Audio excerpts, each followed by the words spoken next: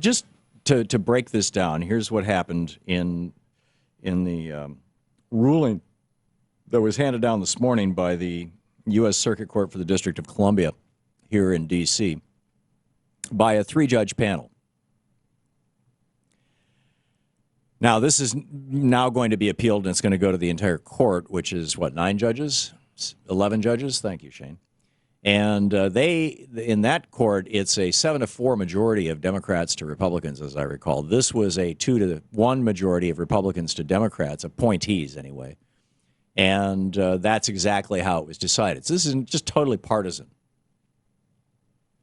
But even if the entire court knocks it down, it'll then go to the Supreme Court, where you've got a 5-4 majority of Republican appointees. And on the one hand, you know, they're very, very partisan. And on its face, if you read this, you know, the wording of the law, the way it was written by Congress, it would be very, very easy for the Supreme Court to simply say, much like they did with the Civil Rights Act, to simply say, you know, the language of this is not concise. The language, because the language says that you get your tax benefits through the state exchange. The state exchange certifies you for that or determines your eligibility for that. And so, therefore, in those states that don't have exchanges, like Oregon, tried it and couldn't afford to, you know, I mean, they just screwed it up. So they said, nah, screw it. We'll go with the federal exchange. Tennessee, I believe it is, on the other hand, is it Tennessee or no? It's Kentucky.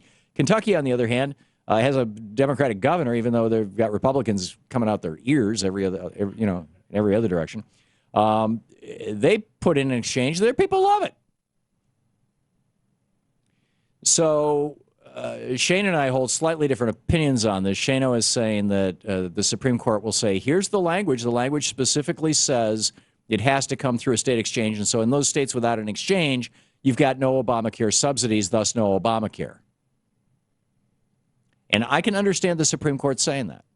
Makes perfect sense, and it's true. And they would, like they did with the civil rights case, they would simply say, Congress, do your damn job. You can fix this with a piece of legislation that changes one sentence. You could insert the words, after the word state exchange, you could say state or federal exchange. That's all you have to do, right? Add 2 words, or federal. This could be done with a piece of legislation that is 1 page long. And it would only have to be passed by a simple majority in the House and Senate, signed into law by the President. The Affordable Care Act is amended. Everything is great. Because when it was written, when this part of the Affordable Care Act was written, there was an assumption that every state would have an exchange. I mean, why wouldn't they, right? At least that was the thinking of the people who wrote the law. Well, you know, writing laws, I mean, Medicaid, Medicare, both of them, Social Security, all of these things have been amended, in some cases, thousands of times over the years to make them more, you know, bring them up to date, to make them work more smoothly. But right now, because of the caucus room conspiracy, the Republicans are saying, we will not amend anything. We will not fix anything. Any part of the government that's not working, tough luck. We want it blamed on Obama. This is the blame Obama Congress. The blame Obama, do nothing, and blame Obama Congress. Do nothing and make life miserable for people. Don't extend unemployment insurance. Make those people destroy their lives, 3 million people. They'll blame Obama. And the fact of the matter is, between 60 and 70% of American voters don't know who controls the House and Senate and how.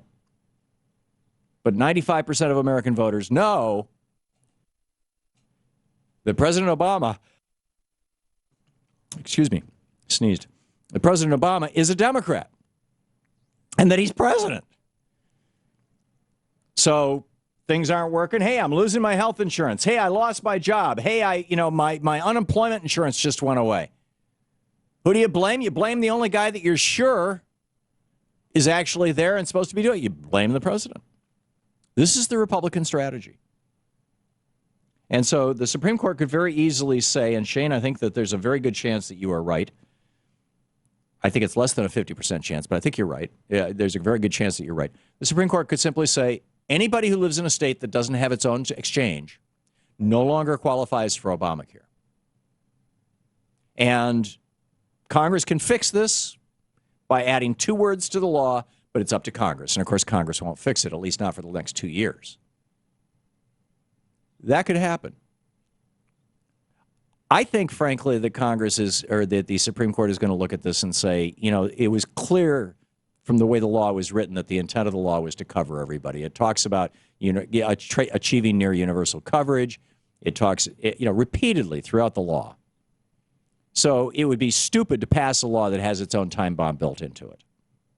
This is simply an example of clumsy language by Congress, but it doesn't obscure their intent, and therefore we're going to pass on blowing up Obamacare. That's how I think the Supreme Court will rule, and I think largely because John Roberts, just like the first time he had an opportunity to destroy Obamacare and he passed on it, he doesn't want his legacy, the legacy of the Roberts Court, to be that he's the guy who destroyed one of the most popular programs in America. But let's say they do. Let's say Roberts actually does strike down Obamacare in those states that don't have federal exchanges, or that don't have state exchanges. What happens? We now have a U.S. map of red states and blue states, with and without, right now it's with and without Medicaid expansion. Soon it could become with and without Medicaid expansion and with and without Obamacare subsidies. In other words, we could have a map of the United States in which the red states are operating like a bad third world country. I mean, at least Mexico has a national health care system. Guatemala has a national health care system.